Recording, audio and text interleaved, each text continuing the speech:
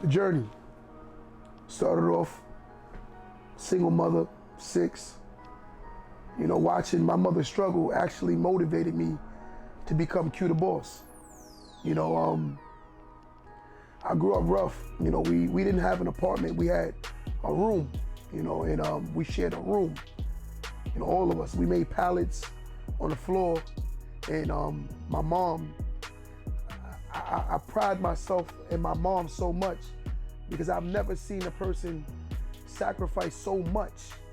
You know, I remember when we were so broke that my mom, she used to order one Chinese plate, and she used to disperse it amongst all of us. And she used to just take like one chicken wing. And I used to look at her like, how? Like, how? And she used to say to me, when you love something, you don't feel the hunger pains. You don't feel it.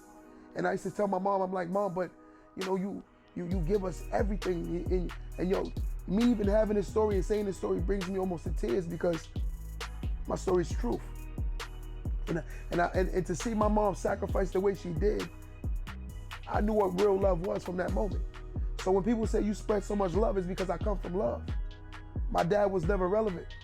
He was never in my life. But my mom showed me no matter what your circumstances are, you don't let that become an excuse. You know, and seeing her struggles made me motivated. You know, I engaged in a lot of foolishness along my journey that actually motivated me to see that the people that I was calling friends weren't really friends. You know, you allow yourself to stay motivated or be around people who are seasonal friends, and you hold on to those friends way too long. For instance, I'll give you a story. Like, the people that I was willing to risk my freedom for, when it came time and I lost my freedom, they were never relevant or never transparent. They were never there. The same person that I put through it was my mother. She was there. And I was fascinated by the fact that even in my darkest, most, the moment is quote unquote, is basically like embarrassing to her because she didn't raise me that way. She still found love in her child, and she never judged me. She only told me I didn't raise you like this. My mom, the day of my sentencing, me seeing my mom cry was a day that changed my whole life. I've never seen my mom cry like that in my life. You know, she told me the first day on the phone, I lost my baby to a system that's designed to swallow and eat its children. And I watched this system eat my child. And I was like, you think? She said, I know so. So I said, yo, by any means, this is it. You fast forward. Let me give you a little bit more, matter of fact. I got into all of the drug selling and the foolishness. I did it all, you know, and my story's truth. But my mom, again, she was so supportive of everything that I realized that I was better than that. So while I was incarcerated, I used that time to elevate my mind. I'm gonna give you a quick story that really changed my whole life. I'm a bigger guy, as you can see. I have a little size on me. So I went into a cell. My first day, I made into a brother, you know, that I've come to love like an uncle or a fatherly figure. I'm still in contact with him to this day. You know, when I went in the cell, I said to him, yo, brother, you gotta get on the top bunk. He looked at me and said, what you say? I said, you gotta get on the top bunk. I said, I don't get on nobody's top bunk. He said, yo, listen, young brother, older gentleman too. He got me by at least 25, 30 years. And I said to him, you gotta get on the top bunk. Me and young guy, weight all up, chest all swollen. I'm thinking I'm the man. This man said to me, yo, young brother, like I'm an older guy, I shouldn't get on the top bunk because it's very hard for me. I said, I don't care. And me and him went back and forth for about 10 minutes. In the midst of this 10 minutes, he convinced me that he was an older guy and it would really be hard for him to get on the top bunk. So I got on the top bunk. That night, for the first time in my life, I really listened to a man talk to me. And when he talked to me, he spoke to me in a language that it was transcribed to the T where I understood everything he was saying. And this man believed in me so much, more than I even believed in myself. And he also told me things like, you only act like that because you're insecure. And I looked at this man and said, insecure? I realized that a lot of men and women are very insecure. This is why they act the way they act. And this man told me this. This man He inspired me to change myself in that cell. And I'm gonna tell you something. That whole night, we talked about real estate. We talked about different things and changing my life and understanding that I'm the driver of my life and it's your fault that you're here. Initially, when I got locked up, I said, if my friend never told on me, I wouldn't be here. But here's the reality of the situation. If I never sold drugs, I would never be here. See, the problem is we don't like accepting what we've done wrong.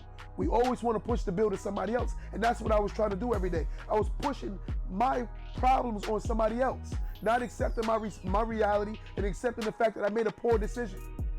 The moment I was able to accept that was the moment I could start working on myself. And I never wanted to accept that it was my fault. It was my fault. It wasn't the world's fault. It was my fault. I chose to sell drugs. So therefore, the results led me to prison. So when I sat down with this guy, he broke me down. And for the first time, I stopped being hard. For the first time, I cried real tears. That brother gave me a hug and told me he loved me. And I was like, how do you love me? You don't even know me. He said, it's deeper than love. He said, look, there's no reason for me not to love you. He said, love on the world. Listen to this. The next morning, me and this guy got up. He said to me, yo, young brother, you come with me to breakfast? I said, I don't want to go to breakfast because I was still venting. I was still mad that I was in this position. I was miserable. He said to me, young brother, just come with me to the mess hall. Mess hall meaning the cafeteria. I said, okay. I walk him in the mess hall. We still talking. He's building me. He said, what are you doing after breakfast? I said, I'm going to go back to the cell. I just want to lay down. I kept trying to waddle in my own pity, though. I kept trying to waddle. He said, nah. Come with me to the rec yard. We go to the rec yard. I said, all right, no problem. I go with him in the rec yard. As soon as we get to the rec yard, the man claps his hands. 1, 2, 3. 30 Muslims lined up. He looked me in my face like this and said, I'm Mujahid. If I would have gotten that top bunk, I would have killed you this morning. That was the most humbling experience of my life. This man could have killed me, but yet and still, he preserved me because of the fact that he saw something in me that I didn't see in myself. This man was the Imam, meaning he was the top priest of the whole prison. Over 300 and something Muslims do whatever he said. But yet and still, he was humble. And he was using his cell as a place to motivate young, ignorant brothers like me. So when I met this man showed me his paperwork. He had over 100 and something properties before he left. This man is a genius. He is the Marcus Garveys. He's the Malcolm X's. He is the Martin Luther's. This guy is a genius. But yet and still he's doing the rest of his life, natural life in prison, because of a poor decision. He told me he allowed a moment to go too far, and it cost him his freedom. But he's a genius. So after talking to this man, day on, I noticed I started changing. So even though I was incarcerated, my mind was never there because of the fact that this guy allowed me to understand that you're not confined to the space you are. So if you live in the projects, the hood, the ghetto, whatever you may be in, you do not have to be there psychologically. You have to remove yourself. You have to remove yourself by not engaging in the activities or the foolishness in that environment. You got to remember, these environments are created to create minds to think only a certain way.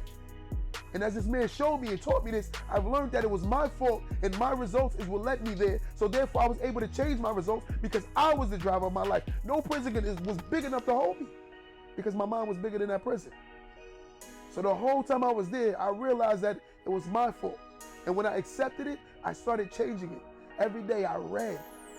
I went places that no man could ever. You don't understand the power of your mind is so big to the point where you can literally remove yourself from an environment. That's how strong and powerful the mind is. So while I'm in prison, I felt like I was at the Great Wall of China by reading. Not only by reading, I started studying. Every book I read, I felt like I was actually there. That's how powerful the mind is. You could not tell me I wasn't at the Great Wall of China that night. You could not tell me I did not visit Hong Kong and in the temples and in the Mayan ruins. I was everywhere. Because psychologically, my mind was there. Never being captured by a cage. And this man taught me that. And when this man taught me that, I came home. I told him, when I get this second chance, and I'm gonna say this before I leave, before I even finish this story. I went, my last day, I asked the CEO, I said, could you take me to the chapel? He said, no problem. He took me to the chapel, and I fell to my knees. This was my last day there. And I thank God. I seen people get cut, I seen people get stabbed, I seen people get extorted, I seen everything you can imagine, I've seen it. Nothing happened to me. I had a little scuffles, but for the most part, I was respected. But you wanna hear something crazy? The one thing that always preserved me was cutting hair. I cut hair my whole beard, and I was beyond respected. And I said the gift that God gave me was cutting hair. And I never realized how valuable it would be to be in prison, because I was able to meet some of the most powerful people that I ever met in my life and built relationships with these people. So long story short, after coming home, I'm gonna go back to the chapel story. I sat in the chapel, I prayed. And at that moment, I genuinely found God. And I told him, if you give me a second chance, I won't mess it up. I won't drop the ball. I won't forget what you did for me. Coming home, it was hard because most of my friends were still selling drugs. I was used to making a certain type of money. So now I come into my barbershop. Well, at the time it wasn't my barbershop. I was actually working for a guy. And while I was working for, it was very hard because I seen all these guys having the material things, and I'm in here grinding, I'm working. It took me a lot to not get pressured to going back into my old life and my old habits, because you create habits, because humans are naturally creatures of habit. So when I started seeing that this ain't for me anymore, I eliminated myself from everybody. So basically I became like a refugee to my own world that I used to live in. I disappeared. You know, people started looking at me like, yo, bro, you think you better? I didn't think I was better. I just think I needed to fully develop into the character I wanted to become. So I couldn't go back into these old environments. If I would have went back, it would have made me go back. I would have went back into the streets because that's what I knew. So you fast forward, I'm working for this guy. I said to myself, by any means, I'm not going back. I worked 7 days a week, 14 hours every day for about 8 years straight. And I was able to save up capital. As I was saving up capital, I said, I got to do something with the capital, so therefore I can start making some more money. So what I did was I started investing in events, meaning I started doing little parties. So my money, I was a barber and I was doing like events. And the events I was doing was like, it's like small events, like little gigs, little parties here, little parties there. Then it got bigger. I started doing events with artists. So once I started doing events with artists, I started making money on it. You know, I started doing a lot of theaters and all of these places. And I was like, wow. And I got to invest in a couple of tours. You know, and I was like, you know what? Let me invest in these things so therefore I can actually make more money. But the funny thing is, as I was making money doing the events, I never enjoyed the money. I saved every dollar. Every dollar I saved as if I didn't have nothing. And I just lived off my barber salary. So then the opportunity presented itself. My partner, now she was opening up a pharmacy. And I was like, I want to jump in as a partner. So I became a solid investor in a pharmacy. And the funny thing is, when that money started flowing, I never spent a dollar. You know, I saved and lived off my barbershop money as if I didn't have any money. Then another opportunity presented itself where I was able to buy a nightclub. And when the opportunity presented itself, I had more than enough money saved because I was never enjoying the money. I stayed down and I just kept doing what was working. And I was able to buy the nightclub. Then when the nightclub took off, I still didn't buy anything. I still stayed down. I stayed in my barbershop. I kept living off my barbershop salary. And you fast forward, the one thing that got me into real estate, and I'm gonna say this, when I came home from prison, my mom lost her house. You know, she needed us financially to own a home. And when I went away, she couldn't afford it. She fell behind. At the time, they had something called an adjustable rate. An adjustable rate is a rate that moves, it changes. When you get in the house, you want to get something called a fixed rate. A fixed rate is fixed, it stays the same. But the adjustable rate changes with the market. So therefore, you don't want an adjustable rate. It's a bad situation. They used to call it something called a balloon mortgage. And I had to learn what it was. And that's what actually was one of my motivating factors to get me into real estate. So after she lost the house, she cried to me like a baby. And I said to her, Mom, I got a plan. You know, and she didn't know how much money I had saved because all I was doing was stacking my money. I wasn't traveling the world. I wasn't taking trips. I wasn't flying to Dubai. I wasn't living my best life YOLO. I wasn't doing none of that. All the events that people saw me, I didn't understand that I was only at those events because I was making paychecks. So therefore, I looked like I was partying, but in reality, I was being paid to be there. So they saw me with the artists, they're like, yo, you lit. But in reality, I wasn't lit. I was actually working. But I made that job look like fun. So people thought I was having so much fun, but in reality, I was making a check. So my mom, after she cried to me and told me that she can't believe she lost the house. I said, don't worry about it. Give me a year. She said, what do you mean? I said, Mom, give me a year. I said, I'm gonna give you a house so big that you're gonna look back at yourself and be like, ain't no way we live here. She said, Quinn, but I lost my house. I said, I understand. I said, but everything happens for a reason. I said, I got you. 11 months after that conversation I had with my mother, I bought my mother a big old house. My mother, it's funny because I took her to the house to look at it as a joke. Like, Mom, I want you to just take a look at this. She was like, but we can't afford it. I said, she didn't know how much money I had. She said, we can't afford it. And I looked at her and I was like, nah, we can't. I said, but it's still good to look at so we can be inspired. After my mother walked around the house, she said, oh my God, I would love to have this house. I handed my mother the key. She said, what is that? I said, this is my house. You live here now. When I saw my mom cry, the joy of all joy, it changed my life. And understand that my purpose is not about me getting rich and enjoying the fruits. My purpose is to pour back into other people's cups and give them hope and give them joy. That's my legacy. My legacy is not about me. When I leave this thing called Earth, I want people to remember the impact that I left on their lives. Because again, I say this on record, it's not about me. It's about me learning how to keep myself humble so I can help change the culture. That's my goal. I don't care about me no more. It's no more self-preservation. Self-preservation is done. It's about helping the culture move forward. My mom, I remember the tears of her crying at my sentence to the tears of her crying at being able to move into her new home. And the sad part is, the tears was just as hard both ways, but it was different feelings. And that moment inspired me to start motivating myself to help others think bigger and better. Because I realized that I'm not special. I'm not special. I was just willing to do what others aren't willing to do because I put my family first. It's not about me.